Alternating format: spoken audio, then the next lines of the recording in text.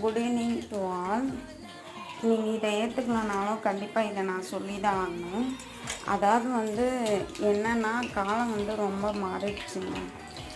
அப்போல்லாம் ஏதாச்சும் நமக்கு சாப்பிட்ணுன்னா போண்டா வடை அந்த மாதிரியெல்லாம் செஞ்சு சாப்பிடுவாங்க.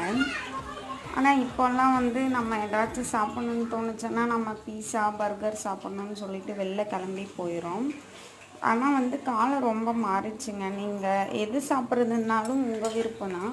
பட் இருந்தாலும் நம்ம ஹெல்த்தியாக வீட்லேயே சமைச்சு சாப்பிட்ற மாதிரி வராதில்ல. இதுதாங்க ஒரு கசப்பான உண்மை. இதை எத்தனை பேர் ஏற்றுக்கிறீங்கன்னு தெரில. பட் ஆனால் இதுதான் உண்மை.